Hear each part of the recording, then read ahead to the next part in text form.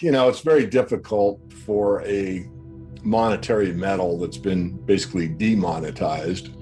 And most people have been, in my opinion, kind of brainwashed into that idea that silver is an industrial metal, it's used for technology, it's a green metal, and that's all it is.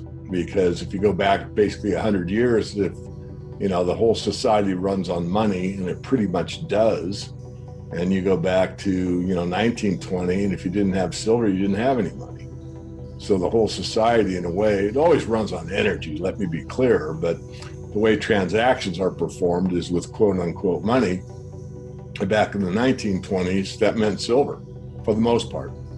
So you go from, 100-year time frame where everyone knew what it was, used it as money, and sought it, because without it, you basically had a different lifestyle. And now it's just basically 100 years later, it's basically a forgotten metal from that aspect. There are, of course, a few people that are considered, to be dogmatic or zealots or whatever. You can put any name on it that you want, but you got to remember in 14 languages, the word silver and the word money is synonymous, and you can't change that, at least not for a while. So the value of silver, I think, is not only undervalued, but probably, I would say on a stable monetary system, probably 50% from where it should be, meaning that a dime's worth of silver in the US 90% coin should probably buy at least a good gallon of gas, high grade. So say around $4. So it'd be 40 times face value right now for a dime. A good quality hamburger would be 20, 25 cents in the old days. So you could equate that to what would be the value. That's a minimum value. That's in a stable monetary system. That's not in this topsy-turvy, print ourselves out of debt kind of a fantasy land with this MMT, modern money theory, and everything else is going on. So as a minimum stable system, it's undervalued. And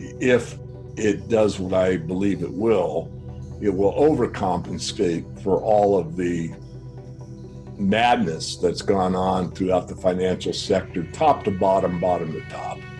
I mean, the whole system pretty much stinks at this point. And the last thing I want to mention, because I've been thinking about this in the last week or so, is the determination of value really is in the hands of the beholder or the owner, the ownership idea of money.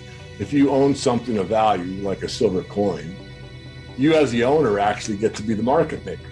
So let's, for an example, just talk about that for just a moment as a thought experiment.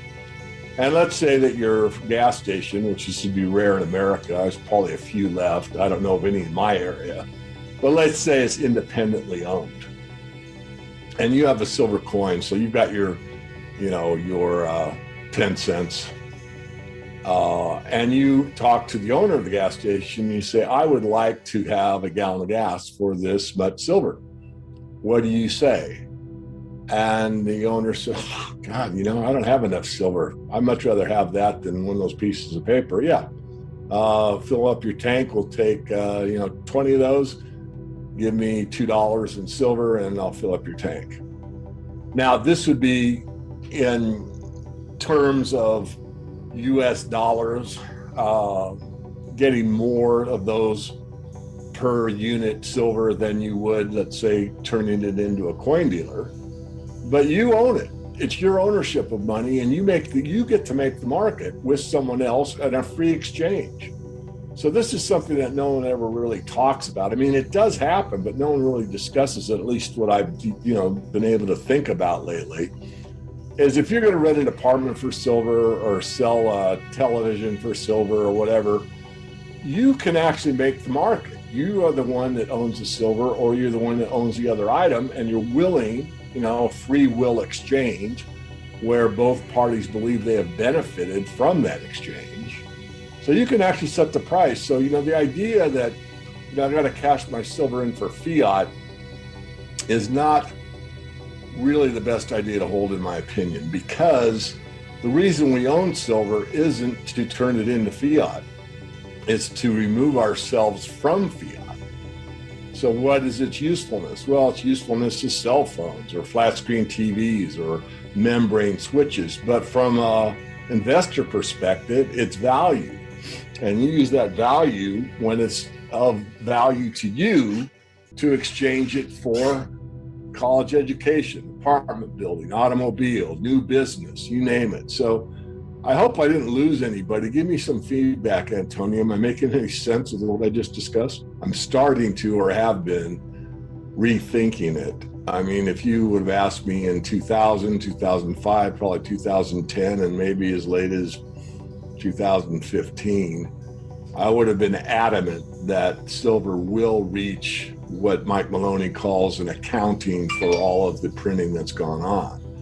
And you can get the, dollar per ounce price of gold very easily. You take the M1 base money supply, and that's dollars, and then you divide it by the amount of ounces the Treasury purportedly says is held, which is 265 million ounces, round numbers, and you come out with dollars per ounce.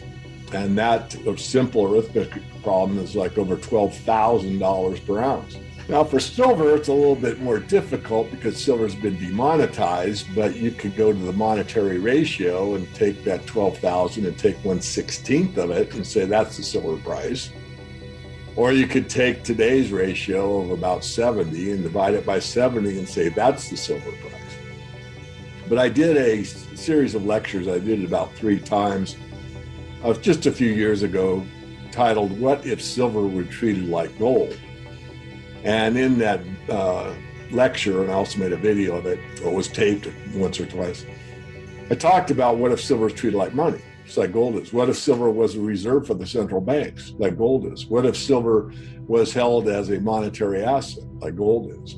And of course, that would, flip the table upside down because, not only is there not 16 times more silver than gold in monetary form, it's far less than that, but no central bank holds it as a monetary asset. But if they did, the ratio of silver to gold would be pretty close probably to the natural ratio, which is roughly 8 or 9 to 1.